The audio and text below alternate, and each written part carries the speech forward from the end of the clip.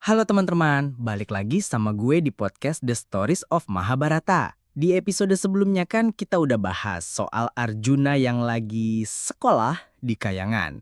Dapat upgrade skill dari para dewa, bahkan sempet digodain sama bidadari paling top, Urvasi. Keren banget lah pokoknya. Tapi sementara Arjuna lagi menikmati fasilitas VVIP di surga, gimana kabar saudara-saudaranya yang masih ngekos di hutan?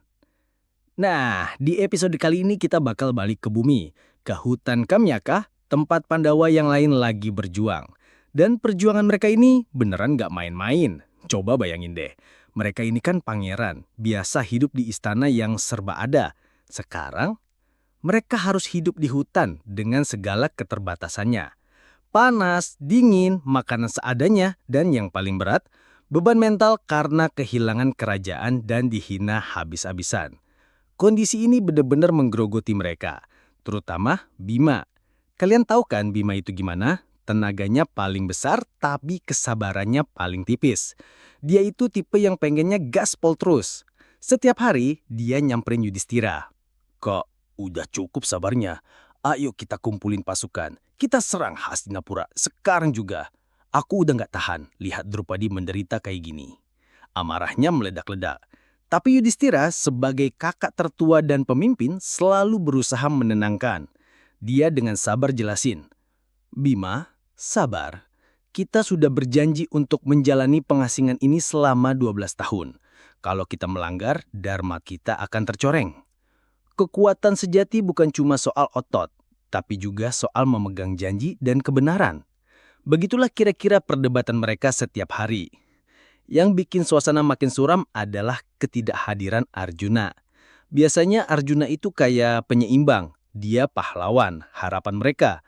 Kalau ada dia, rasanya semua masalah jadi lebih ringan. Sekarang dia pergi, udah bertahun-tahun gak ada kabar. Mereka cuma bisa berdoa, berharap Arjuna baik-baik saja dan berhasil dalam misinya. Yudhistira sebagai kakak, bebannya paling berat. Dia nggak cuma mikirin nasib mereka, tapi juga keselamatan adiknya yang entah ada di mana. Suatu hari, di tengah kegalauan itu, datanglah seorang resi agung bernama Brihadaswa. Resi ini orangnya bijak banget. Dia lihat aura kesedihan yang menyelimuti para Pandawa, terutama Yudhistira. Dia pun mendekat dan bertanya, Yudhistira, anakku, kenapa wajahmu begitu muram? Apa yang membebani pikiranmu sampai cahayamu meredup begini? Yudhistira yang udah gak kuat nahan beban akhirnya curhat abis-abisan. Oh, Resi yang mulia, aku merasa jadi orang paling gagal di dunia. Karena kesalahanku, karena kecanduan judiku, saudara-saudaraku yang gagah berani dan istriku yang suci harus menderita seperti ini. Aku merasa jadi aib bagi dinasti Kuru. Aku malu Resi. Mendengar itu, Resi Brihadaswa tersenyum bijak. Dia menepuk pundak Yudhistira dan berkata, Anakku, janganlah kau larut dalam kesedihan.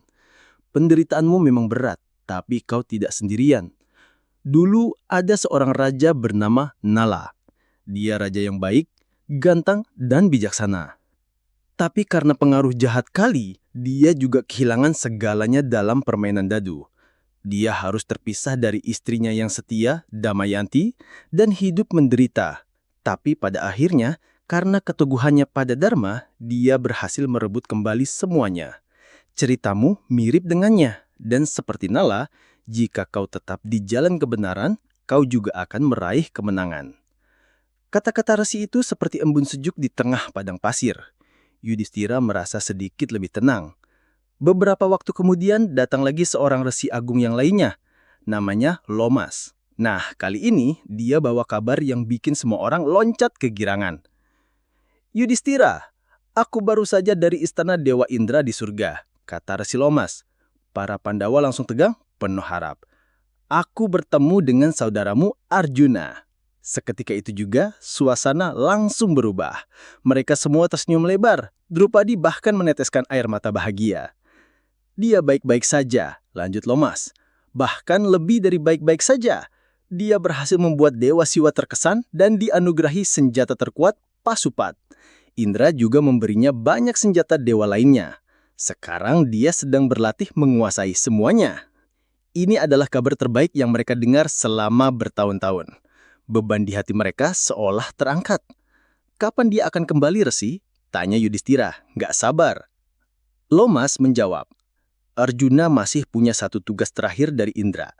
Tapi Indra punya pesan untuk kalian. Daripada menunggu dalam kesedihan di sini, lebih baik kalian melakukan perjalanan suci, ziarah ke berbagai tempat keramat di seluruh negeri. Ini akan membersihkan jiwa kalian, menambah pengetahuan, dan membuat waktu penantian terasa lebih cepat. Aku diutus untuk menjadi pemandumu. Yudhistira berpikir sejenak, lalu berkata, Itu ide yang sangat bagus, Resi. Kami memang sudah lelah dengan kesunyian di hutan ini. Dia kemudian mengumpulkan para Brahmana yang selama ini setia menemaninya dan menjelaskan rencananya sekaligus memperingatkan bahwa perjalanan ini akan sangat berat. Sebagian besar Brahmana memilih kembali ke Hastinapula, tapi beberapa yang paling setia bersikeras untuk ikut. Maka dimulailah perjalanan ziarah para Pandawa. Dipandu oleh Resi Lomas, mereka mengunjungi berbagai tempat suci, mendengarkan banyak kisah dan merasakan energi spiritual dari tempat-tempat itu. Suatu ketika, mereka tiba di sebuah pertapaan di dekat pegunungan yang indah. Ini adalah pertapaan Resi Agastya, kata Lomas. Yudhistira yang haus akan pengetahuan bertanya, Resi Lomas, aku sering mendengar nama Agastya, tapi aku tidak tahu banyak tentang kehebatannya. Kenapa tempat ini begitu dihormati? Resi Lomas tersenyum.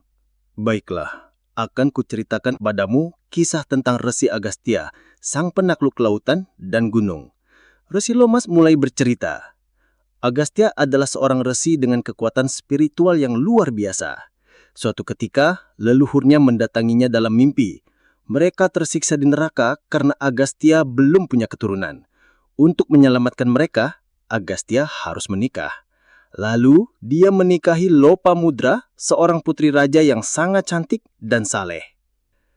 Kisah kehebatannya yang paling terkenal adalah saat berhadapan dengan dua raksasa kakak beradik, Ilwal dan Watapi. Mereka punya trik jahat. Watapi bisa berubah wujud menjadi kambing. Ilwal akan menyembelih kambing itu dan menyajikan dagingnya kepada para resi yang datang bertamu. Setelah resi itu makan, Ilwal akan memanggil, Watapi, keluarlah. Dan Watapi akan hidup kembali, merobek perut resi itu dari dalam dan membunuhnya. Ketika Agastya datang, Ilwal mencoba trik yang sama. Tapi Agastya, dengan kekuatan yoganya, sudah tahu rencana licik itu. Dia memakan semua daging yang disajikan. Ketika Ilwal memanggil saudaranya, Agastya hanya mengusap perutnya dan berkata, Bagaimana dia bisa keluar? Dia sudah kucerna. Dengan begitu, riwayat kedua raksasa jahat itu berakhir.